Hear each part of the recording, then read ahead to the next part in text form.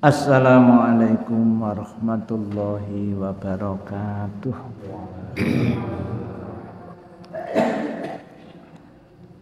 Alhamdulillah alladzi arsala rasulahu bil huda wa dinil haqq liyudhhirahu 'ala dini kullih wa kafa billahi syahida.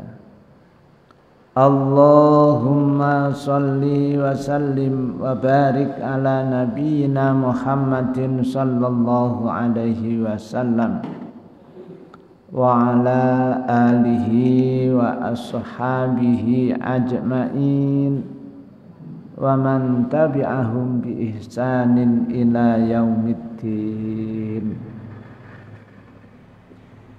Ya ayyuhalladzina amanu taqullaha haqqa tuqatih wa la tamutunna illa wa antum muslimun.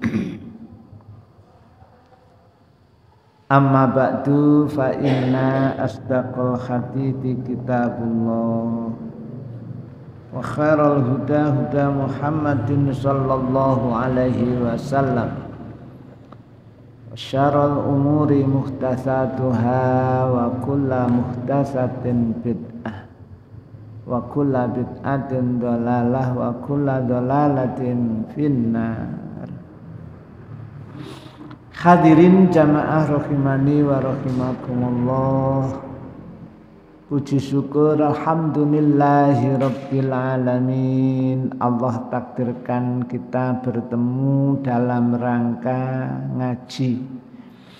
Kajian kita malam ini kita lanjutkan pembacaan Kitab Tauhid halaman 18. Kandungan bab ini yang ke-6. Dekatnya surga dan neraka telah sama-sama disebutkan dalam satu hadis. Itu yang ke-6. 7. Barang siapa mati dalam keadaan tidak berbuat syirik kepada Allah sedikit pun, pasti masuk surga. Itu ya pokoknya gak musyrik ngono swarga. Tetapi barang siapa mati dalam keadaan berbuat sesuatu syirik kepadanya, pasti masuk neraka. Itu dak ya. Jadi memang kita harus selalu berhati-hati tentang masalah kesyirikan itu ya.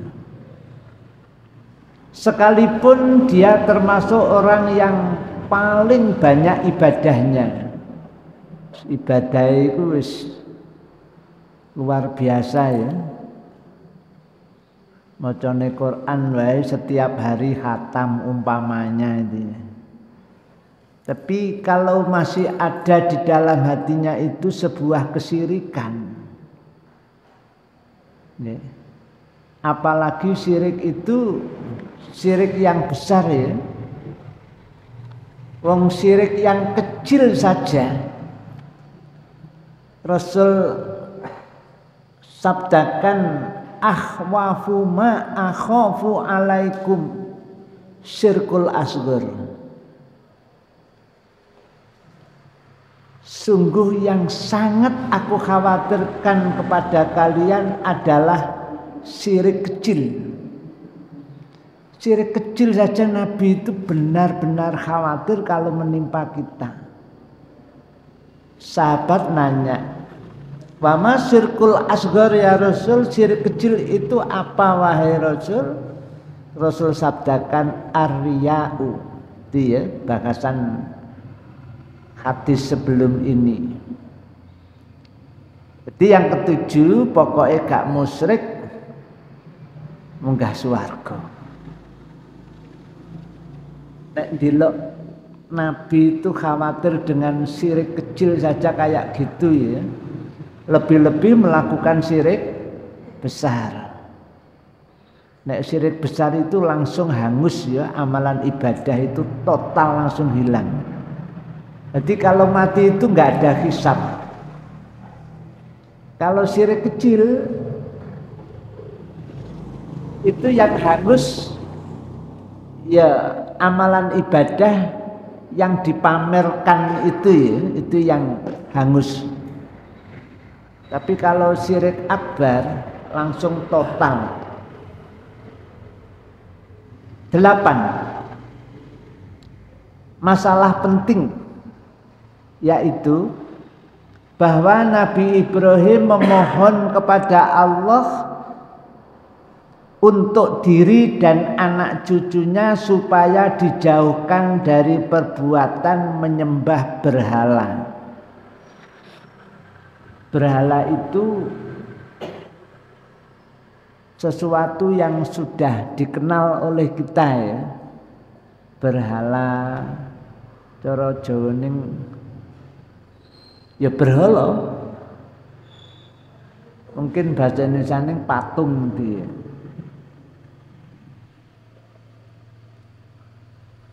Jadi itu sudah terkenal. Kalau bahasa Al-Qur'annya kemarin sudah dibahas tauhid. Iya, tauhid. Tauhid itu apa? Tauhid itu ya sesuatu yang disembah selain Allah. Jadi di samping menyembah Allah juga menyembah selain Allah. Di samping berharap kepada Allah juga berharap pahala kepada yang selain Allah. Di samping takut kepada Allah, takut kepada atasan. Sama takutnya kepada Allah dengan takut kepada majikan. Nek wis dikongkon majikane senajan hari Jumat wae Jumatan ritek ya sudah Jumatane ditinggalkan. Ini bentuk-bentuk kemusyrikan ya. Berarti taatnya nanggone majikan sama dengan taatnya nang Allah. Itu sudah musyrik. Lebih-lebih ini sampai wani ninggalke Jumatan gara-gara penggawean. Hati-hati yang kayak gitu ya. Mencintai sesuatu sama dengan mencintainya kepada Allah. Padahal orang yang beriman itu mestinya mencintai kepada Allah itu lebih daripada mencintai selain Allah. Coba dibaca terjemahnya Quran surat yang ke-165. Ini kadang-kadang kan nggak sadar kita mencintai sesuatu sama dengan mencintai Allah. Kalau sudah ketemu dibaca Al-Baqarah ayat 165.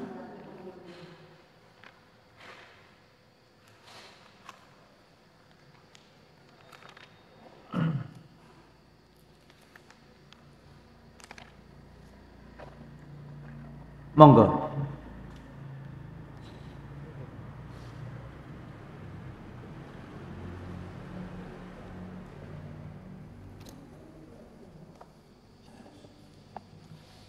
Kita simak.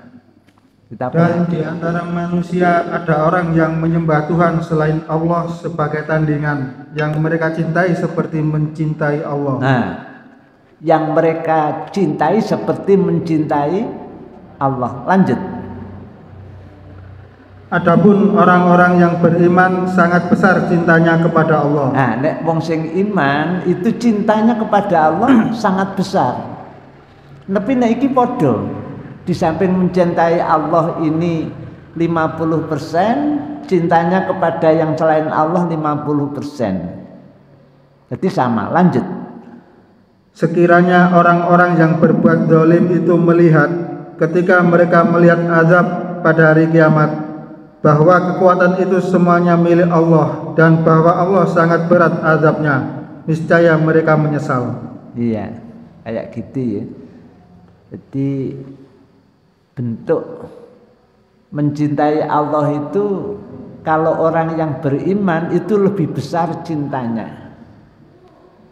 Contoh, sehari semalam kita dipanggil Allah 5 kali, ditimbali Allah untuk melaksanakan ibadah sholat.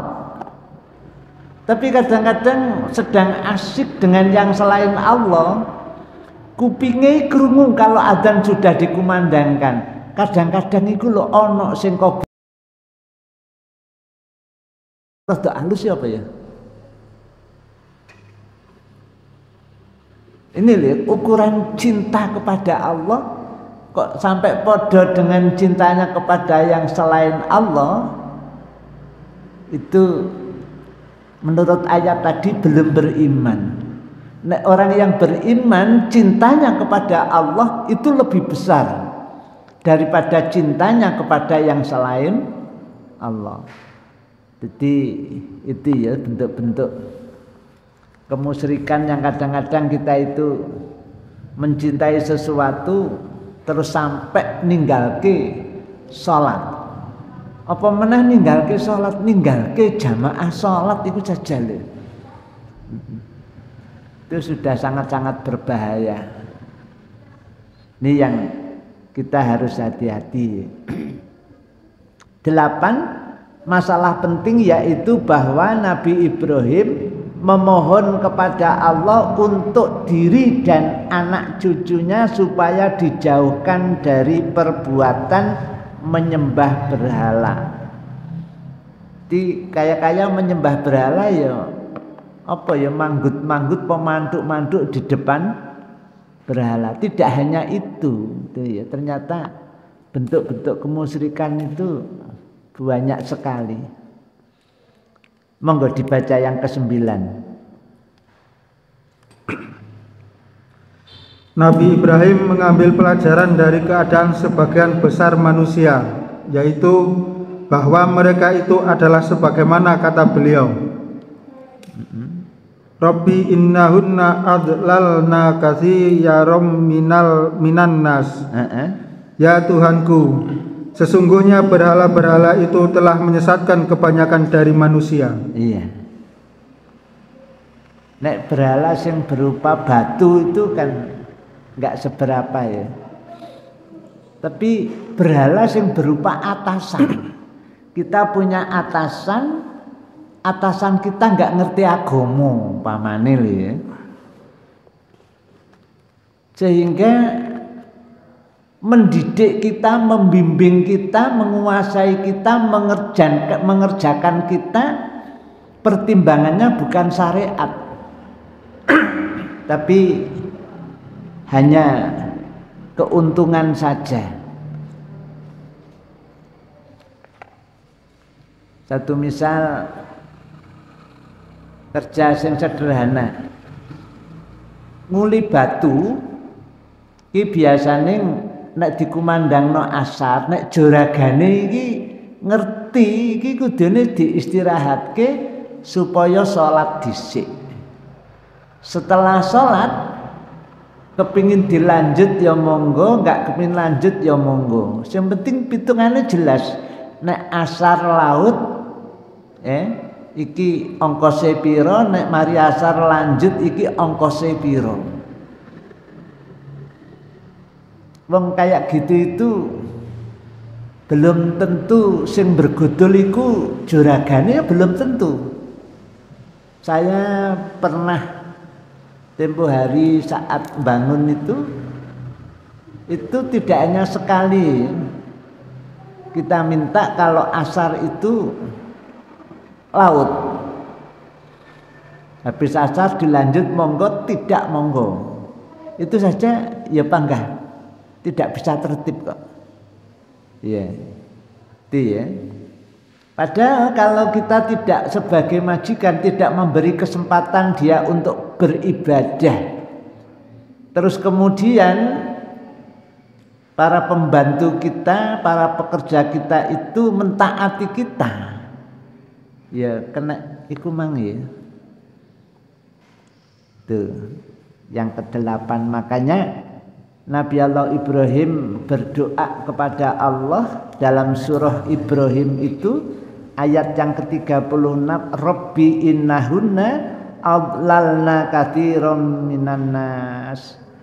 Jadi berhala-berhala itu, tauhid itu yang paling banyak menyesatkan manusia. Adlalna katsiran minan nas. Jadi manusia-manusia itu banyak tersesat karena berhala-berhala. Lanjut 10.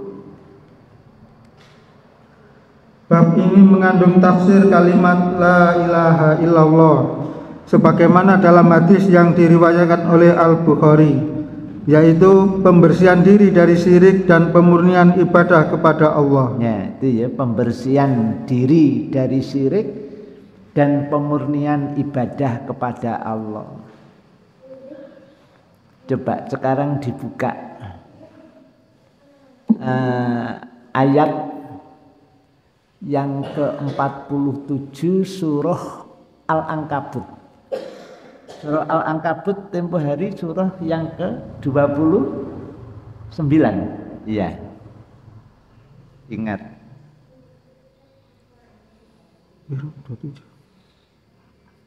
Ini pembersihan ibadah ya. Ayat 27. 47.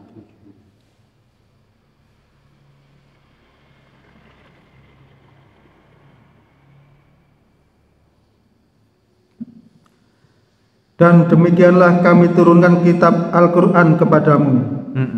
Adapun orang-orang yang telah kami berikan kitab Taurat dan Injil, mereka beriman kepadanya Al-Quran. Dan di antara mereka orang-orang kafir Mekah ada yang beriman kepadanya. Dan hanya orang-orang kafir yang mengingkari ayat-ayat kami. Gimana? Jadi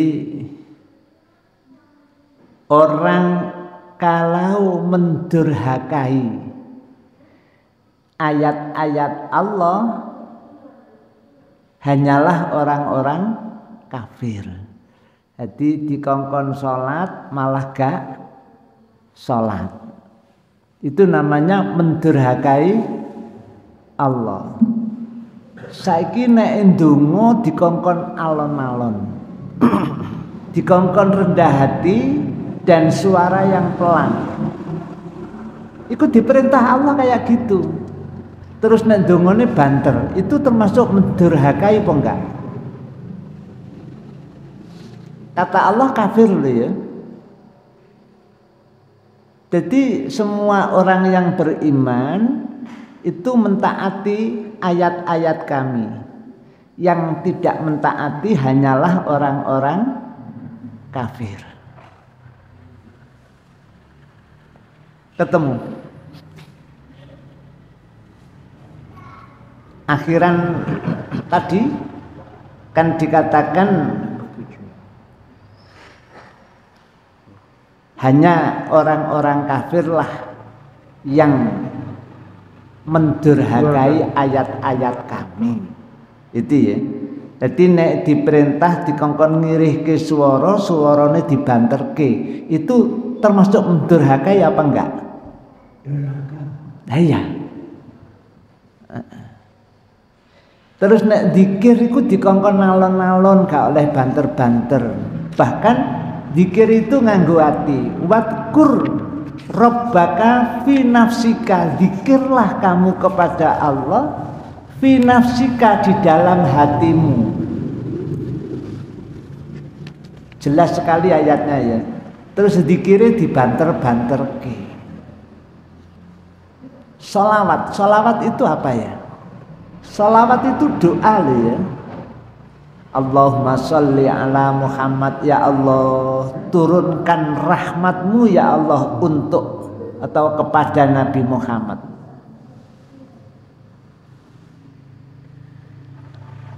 Iku ndonga njalukna Allah, nek dibanterke itu nek ndelok ayat iku termasuk mendurhakai Allah, mendurhakai ayat. Jadi nek sholawat itu ya gak usah dibanter-banterke, sebab itu termasuk berdoa memohon kepada Allah. Allahumma sholli ala Muhammad. Allahumma ya Allah, sholli, limpahkan rahmatmu ya Allah ala Muhammad, kepada Nabi Muhammad. Jadi itu donga. Nek donga dengan rendah hati dan dengan suara yang lembut. Ya, sing cilik-cilik ini kadang-kadang gak kepikir. Pertimbangannya mek sing penting balone akeh ngetok mian. Jadi tidak rujukannya ini yang diperhatikan, tidak dalil yang dijadikan acuan kita beribadah. Makanya Nabi Allah Ibrahim saat berdoa seperti itu. Yang ke-10 bab ini mengandung tafsir kalimah la ilaha illallah, sebagaimana dalam hadis yang diriwayatkan oleh Al-Bukhari, yaitu membersihkan diri dari syirik dan pemurnian ibadah kepada Allah. Jadi ibadah itu hanya ikhlas lillahi ta'ala. Lan dibanterke iku kecampuran cek dirungokne wong. Wong-wong cek ne krungu nek aku iki maca sholawat. Terus diganti nek aku iki sholawatan. Nah, beda mana pisan?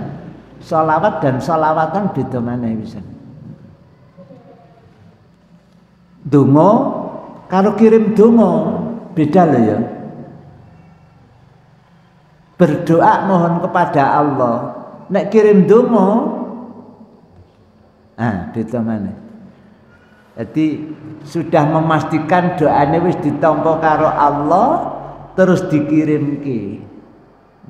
Padahal itu gaib ya, kita enggak tahu sudah dikabulkan apa belum, dikabulkan apa tidak, itu gaib, kita tidak tahu. Dan bentuk dikabulkannya berupa apa kita juga tidak tahu ya. Contoh ya, saya sendiri itu oleh ndonga iku wis pokoke anak-anak saya kepingin ngerti agama terus diamalke. Ya sekolah iku tok jan sing saya minta kepada Allah. Tapi anak papat dadine beda-beda.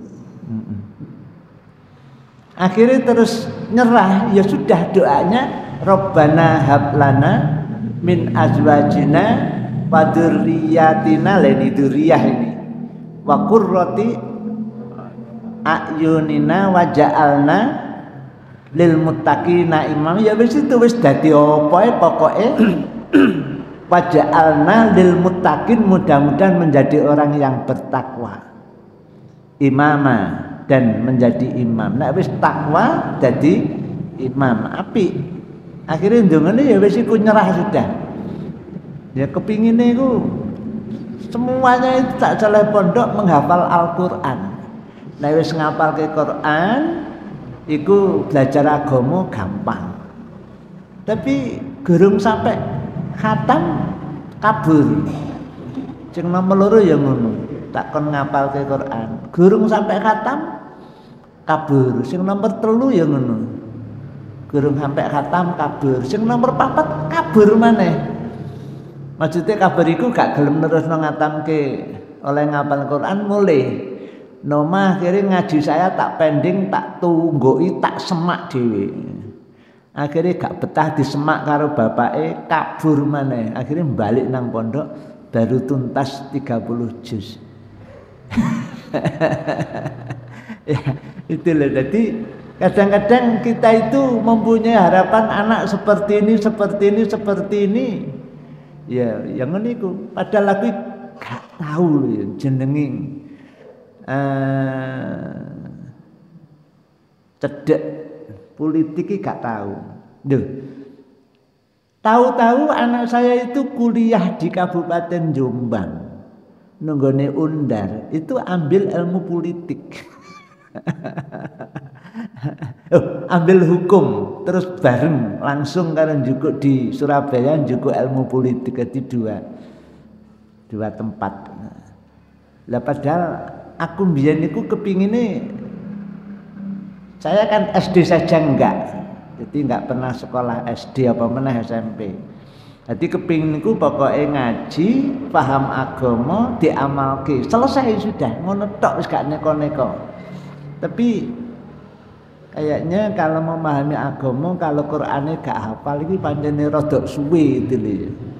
Rada suwe, jadi kepingin saya Qur'annya dihafal. Ya itu ya satu misal ya. Ini tadi bentuk memurnikan ibadah kepada Allah. Ini gampang dionekke, tapi nyatane nek wis awake dhewe maca Quran nggawe speaker. Padahal Qur'ane dawuh wa idza quri'al Qur'anu fastami'u lahu wa ansitu la'allakum turun. Nek Qur'an iki diwaca sakwana salam sing kupinge krungu iki sing kerja-kerja berhenti, karena kalimahe ansitu menengo, diem kamu, terus simaan, malahan jenenging wasma'u. Wasma'u ku kudu disimak. Kadang-kadang nek masjid tahtimul Quran sing maca situk sing nyemak gak ono. Engko nek wayahe ganti teko. Iki jenenge duduk semaan. Kira-kira lho ya, kira-kira maca Quran banter. Kadang nek cedhek pasar kono, sak pasar krungu kabeh. Wong pasar iki ditutup tokone nyemak Qur'ane apa panggah dodolan? Dodolan. Berarti tahtimul Qur'an wong semangun sing gawe speaker iku kudu izin nang gone wong-wong nok pasar. Sope nek nok pasar gak ngrungokke iki pelanggaran ya. Coba dibaca surah yang ke-7 Al-A'raf ayat yang ke-204.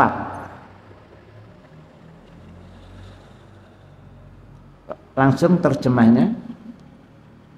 Dan apabila dibacakan Al-Quran, maka dengarkanlah dan diamlah, agar kamu mendapat rahmat. Dengarkanlah dan diamlah. Jadi jenengan pas nukan nek krungu Quran diwaca panggah nukan napa? Nukan. Nek sing maca iku mang gak izin karo sampean, dosane ukur-ukur. Tapi nek wis izin nang jenengan nglanggar, bahaya ya. Berarti maca Quran itu aja sampai nggih speaker, sebab iso gawe dosane wong sak. Masyaallah. Ya kadang-kadang yang kayak gini kan gak diperhatekno, padahal jelas nek Quran itu diwaca rungokno menengo kon niku. Kira-kira ngrungokke tartil murattal karo iso-iso niku jenenge meneng apa gak kira-kira? Nyetel murattal terus ditinggal nyapu-nyapu, tinggal iso-iso, tinggal mbubuti suket. Ya, itu tadi membahas memurnikan ibadah hanya kepada Allah. Gak disambi korah-korah enggak. Karena ayatnya jelas ya, wa idza quri'al Qur'anu fastami'u, benar-benar dengarkanlah. Istami itu harus diupayakan mendengarkan. Diem kamu, aja karo disambi nukan. Sampai seperti itu dalam bentuk-bentuk memurnikan ibadah. Jadi yang kandungan yang ke-10 tadi ya. Jadi yaitu membersihkan diri dari syirik dan pemurnian ibadah kepada Allah. Terakhir 11,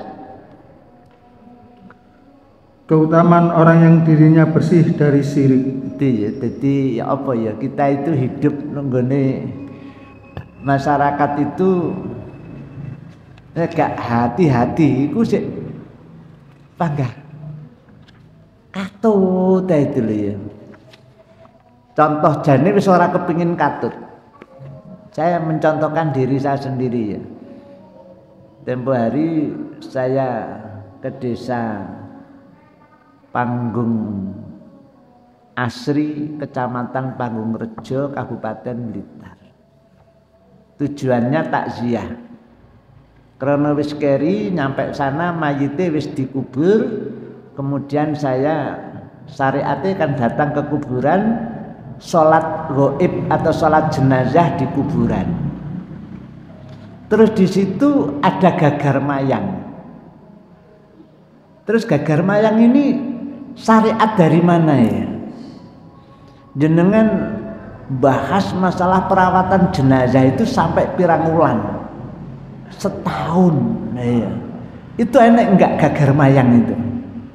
Ngono iku murni kok gak ibadah perawatan jenazah. Terus dikei kembang. Terus nanggone kuburan gawan kembang itu sak tumpu, sak ember dicampur karo beras kuning. Campur karo duit. Ya. Ini kalau yang nggak ada syariatnya ini loh. Terus kira-kira ibadahnya iso murni apa gak kira-kira? Nah ini. Jadi nek wis awake dhewe belajar perawatan jenazah sing gak ono syariate jangan dilakukan. Cekne ibadah awake dhewe iku murni. Cekne sida munggah swarga. Masalahnya wis ana kembange iki terus nerno apa meneh ditambahi beras kuning. Terus disawur-sawurke. Nah ini kan wis pemurnian ibadahnya kan kacau sudah. Ya contoh yang di masyarakat kadang-kadang masih ada. Ya. Terus nengkono ana wong ngrawat jenazah jelas yang dilakukan tidak sesuai dengan syariat, kita tahu. Terus kita itu diem, gak ngomong apa-apa. Tapi nek ngomong malah dadi perkara, dadi molo akhirnya menengai. Iki ya masalah ya. Karena nek ngerti kemungkaran kan harusnya kudune diberantas. Itu ya. Soro. Gimana? Ini termasuk kandungan tadi ya, memurnikan ibadah kepada Allah. Lanjut. Bab yang kelima, dakwah kepada syahadat la ilaha illallah. Ini sampai nanggoning Bani Israel sana ya, dakwahi orang-orang Yahudi. Ayo dibaca.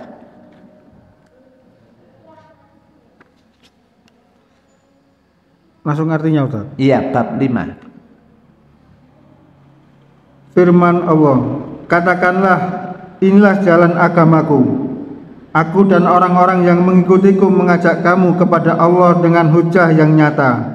Maha suci Allah dan aku tiada termasuk orang-orang yang musyrik. Iya. Kul hadhihi sabili. Muhammad katakan ini loh jalanku. Ad'u ilallah, aku mengajak kepada Allah ala basiratin dengan dalil yang nyata. Ana wa manit tabani, baik aku ataupun orang-orang yang mengikuti aku. Wa subhanallah, dan maha suci Allah. Wa ma ana minal musyrikin, dan aku bukan termasuk orang-orang yang musyrik. Ya itu ya.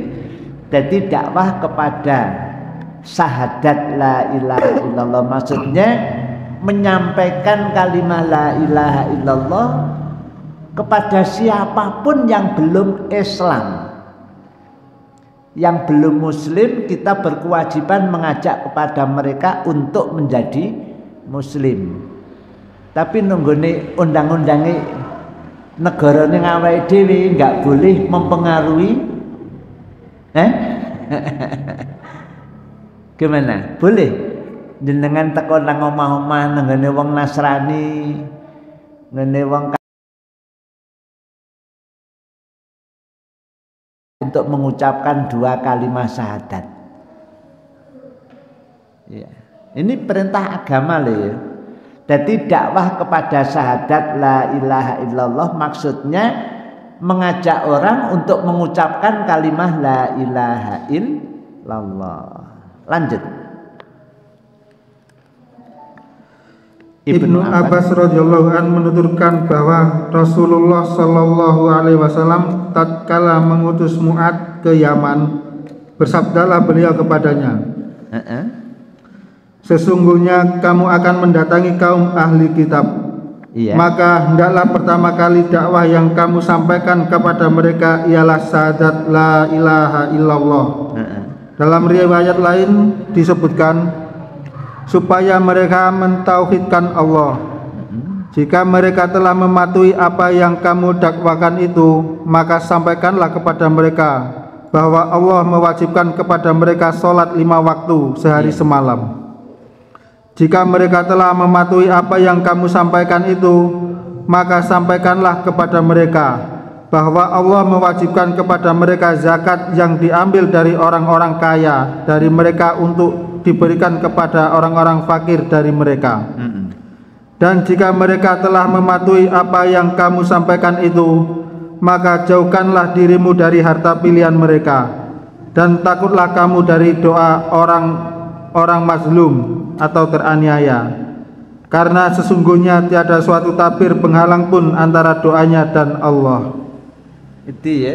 Jadi Mu'ad bin Jabal dikirim Rasul ke negeri Yaman. Itu pertama kali dikongkon ngajak mereka untuk mengucapkan la ilaha illallah. Memang mulai Rasul sampai Khalifah Abu Bakar As-Siddiq, terus kemudian Umar bin Khattab, Utsman bin Affan, itu semuanya datang ke sebuah negara itu tidak pernah menjajah, enggak, hanya mendakwai. Sudah kamu cukup menjadi muslim, jadi kamu tetap jadi raja nunggone negerimu ini. Semuanya seperti itu ya. Jadi tidak sampai seperti Israel menjajah Palestina gini, enggak. Itu kan jelas-jelas menjajah kan, merampas haknya Palestina. Jalur Gaza itu dibangun perumahan Bani Israel, terus rakyat Bani Israel digawa nanggoning jalur Gaza. Terus orang-orang Palestina itu ditindas itu sudah puluhan tahun yang lalu. Terus ini akan merayakan kemerdekaan Israel. Terus Hamas krungu sebelum merayakan kemerdekaan Gaza menjadi milik Bani Israel diserang karo Hamas. Sampai saiki gurung mari. Ternyata Yaman yang dulu itu Rasul utus namanya Mu'ad bin Jabal, itu memang daerahnya daerah kafir kitabi, belum muslim, masih kafir kitabi. Itu sekarang Yaman justru membantu Hamas, ini luar biasa sudah ya. Tidak hanya tentaranya, tapi lengkap dengan pesawat tempurnya, dengan macam-macamnya ini. Yaman ini sudah ambil bagian untuk menyerang Yahudi. Dulu Yaman itu saat Mu'ad bin Jabal diutus, dakwahnya mengajak mereka untuk mengucapkan kalimat la ilaha illallah. Nih ya. Nek wis mengucapke la ilaha illallah, Mu'ad bin Jabal sudah mengucapkan la ilaha illallah. Fa innahum atau lidzalika ya fa'alimhum annallaha tarada alim khamsa shalawatin lagi. Nek wis gelem ngucapke la ilaha illallah, baru kamu ajak sholat, kamu ajari sholat. Kalimahe Innallaha aftarada alaihim khamsa sholawatin, sungguh Allah telah mewajibkan sholat 5 kali sehari semalam. Khamsa sholawatin fi kulli yaumin wa lailatin. Fa innahum atau kata Rasul kok nek wis wong-wong wis padha gelem salat, annallaha aftarada alaihim shadaqatan, Allah mewajibkan membayar zakat. Itu ya, diwajibkan untuk shadaqatan, membayar zakat. Zakat itu dari mana? Tukhadhu min aghniyaihim, diambil dari orang-orang kaya. Faturaddu ala fuqaraihim, dibagi-bagikan kepada para fakir-fakir. Biasanya di Masjid Mujahidin ini kan ada santunannya. Itu dari mana dana santunan itu diambilkan dari hartanya orang-orang kaya. Itu sudah urutan keberapa? Pertama syahadat, yang kedua sholat, yang ketiga baru zakat. Min agniyaihim faturaddu ala fuqaraihim. Fa inhum atau kalidzalika fa iyyaka wa qaraima amwalihim.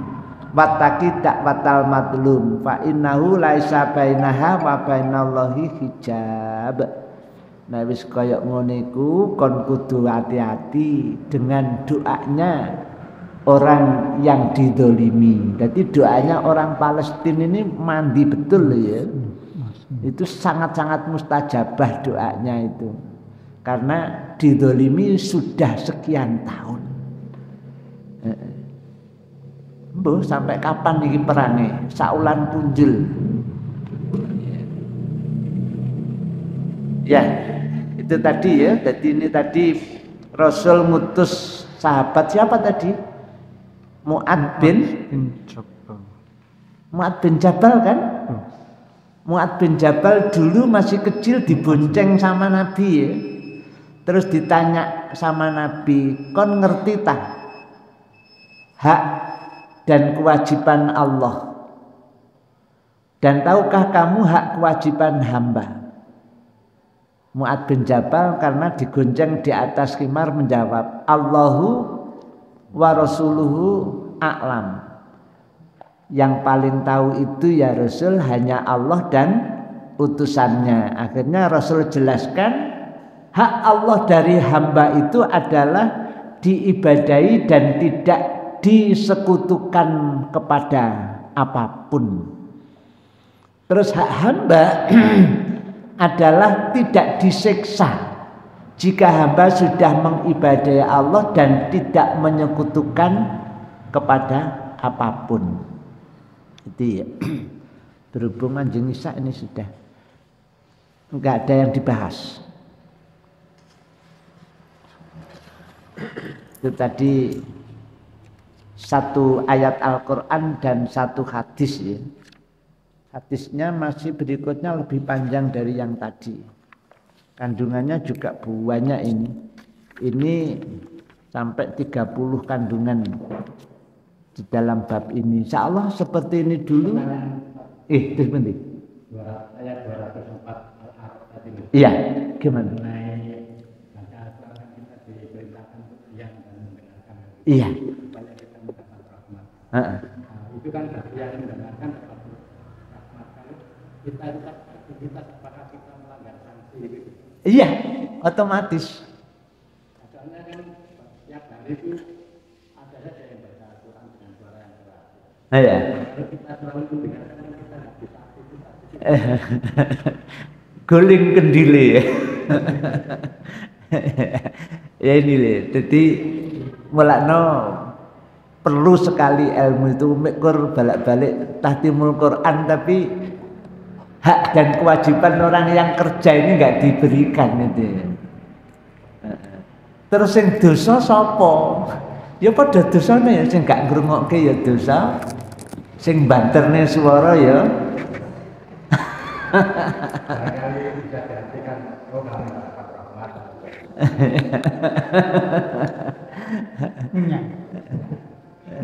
Iya, kalimatnya jelas sekali. Jadi Fa idza quri'al Qur'anu fastami. Fastami itu fi'il amr lho ya. Nek Quran iki diwaca Allah perintahkan rungokno. Terus gak dirungokno jenenge mendurhakai napa mentaati. Nek enake kan diterjemahno gak oleh rahmat. Gak oleh rahmat iku ya berat. Iya. Dadi rungokno menengo koncekne oleh rahmat. Saiki nek gak ngrungokno, perintah dikongkon ngrungokno. Terus gak gelem ngrungokno. Termasuk taat apa duraka. Lah iki lho. Dikongkon meneng panggah kerja, termasuk taat apa duraka. Nek wis duraka akhire gak oleh rahmat. Nek kon gak duraka kon taat, kon arepe oleh rahmat. Lah munggah swarga itu sebab rahmat itu lho ya. Karena kan kita ini kan kerja berarti. Iya. Banyak orang kerjanya ini tukang. Kalau kita kebetulan di atas itu kan ada baca Quran, nah kita gunakan dulu lah. Orang lain itu aku kok menekan. Iki Pak Lurah ono gak iki? Nek Pak Lurah ono gawe aturan. Dadi nek arepe maca Quran banter dikongkon izin dari rumah ke rumah. Semuanya yang akan dengar itu diem. Tokonya ditutup. Sing nukang ya leren. Ngrungokke Quran diwaca. Enggak, ini tadi kan kalimatnya jelas. Wa idza quri'al Qur'an, saat Quran itu dibaca, fastami'u, maka dengarkanlah. Nek kon gelem ngrungokno berarti kon dadi wong sing taat, dudu wong sing duraka. Di samping kon itu dadi orang yang taat, kon oleh rahmat. Nek kon gak ngrungokno berarti kon iku duraka. Katik gak oleh rahmat. Dadi durakane panggah ono itu lho ya. Karena tadi sebelum baca ayat ini kita sudah baca surah Al-Ankabut ayat yang ke-47. Insyaallah demikian.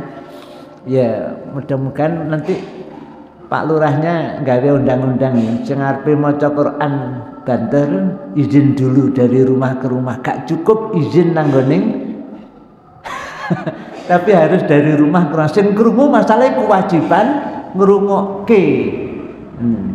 Insyaallah seperti ini dulu, mudah-mudahan kita bisa melaksanakan perintah-perintah Allah walaupun gak wakeh, sedikit tapi mentes itu loh, gak gedabiah tapi apa ya bacanya gedabiah.